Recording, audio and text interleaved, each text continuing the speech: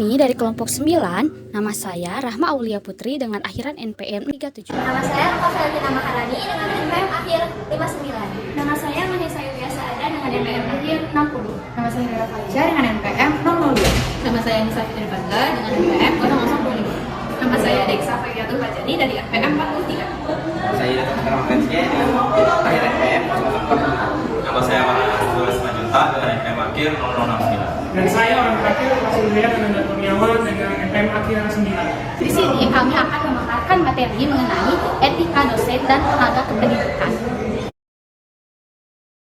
Secara bahasa, etika berasal dari bahasa Yunani, yaitu ethos, yang artinya tampak dari kebiasaan. Sedangkan pengertian etika secara umum yaitu aturan, norma, kaidah, ataupun tata cara yang biasa digunakan sebagai pedoman untuk melakukan suatu perbuatan ataupun tingkah laku. Di lingkup perkuliahan, etika haruslah diterapkan kepada semua pihak yang terlibat, termasuk sesama mahasiswa, dosen, tenaga kependidikan, dan pihak-pihak lain yang terlibat dalam proses pendidikan. Menerapkan etika di lingkungan perkuliahan sangatlah penting, karena hal ini dapat menciptakan lingkungan pendidikan yang sehat, berbudaya, dan berintegritas. Tidak hanya itu, menerapkan etika di lingkungan pendidikan bagi mahasiswa juga dapat membentuk suatu karakter dan integritas yang akan membawa dampak positif dalam kehidupan setelah lulus nanti. Nah, setelah kita mengetahui tentang etika secara umum, selanjutnya akan dibahas mengenai poin-poin yang perlu diperhatikan saat menghubungi dosen dan tenaga kependidikan. Yang pertama adalah waktunya. Usahakan saat weekday dalam jangka waktu jam 8 pagi hingga jam 8 malam. Yang kedua adalah bahasanya. Gunakan bahasa yang formal, sopan, dan jangan disingkat. Yang ketiga adalah struktur saat menghubungi dosen melalui chat. Yang pertama itu, ucapkan salam. Selanjutnya, meminta maaf untuk sopan santun. Yang ketiga adalah perkenalkan diri berupa nama, NPM, prodi, kelas, dan matkul.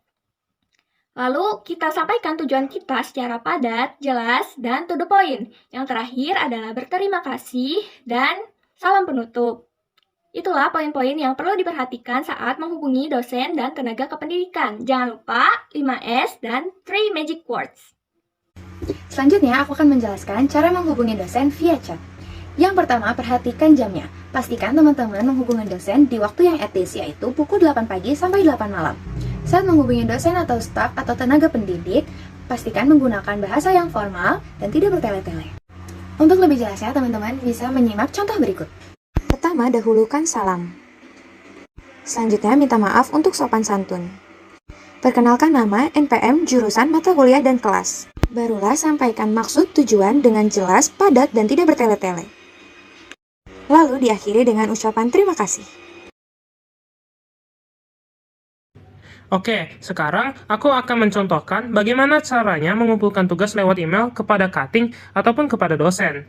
Nah, yang pertama, kita harus tahu terlebih dahulu ya emailnya, seperti yang ada di atas itu. Lalu, kemudian kita harus tuliskan terlebih dahulu subjeknya tentang apa tugas yang kita kumpulkan. Misalnya, kalau di sini tugas PEMKOM. Nah, kemudian kita tulis terlebih dahulu keterangannya. Selamat pagi dan sampai di terima kasih atas perhatiannya. Jangan lupa ya, nulis nama penerimanya.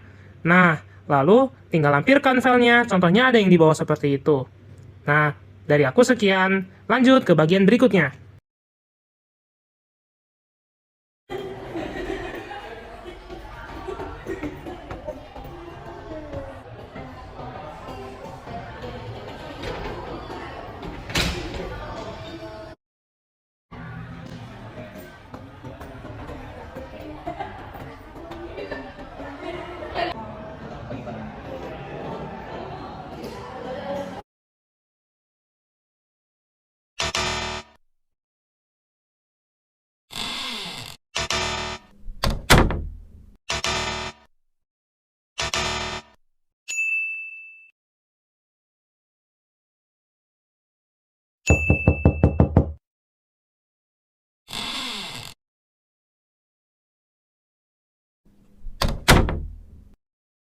Selamat pagi, Pak. Sebelumnya perkenalkan nama saya Deksa dari NPM 43.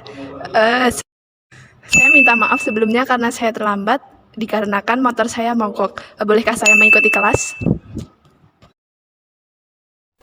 Ketika kelas sedang berlangsung dan dosen sedang menyampaikan ilmu-ilmu dari pelajaran yang bersangkutan, maka kewajiban dari mahasiswa adalah mendengarkan dengan penuh kekhusyuan terhadap apa yang disampaikan oleh dosen.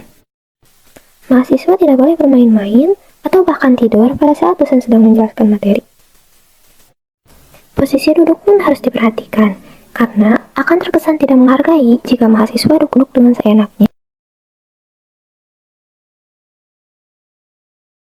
Pak, itu bukan cara yang salah ya, Pak? Pak, maaf untuk bagian yang tadi sebelumnya boleh diulangi sekali lagi nggak, Pak? Tadi saya kurang paham.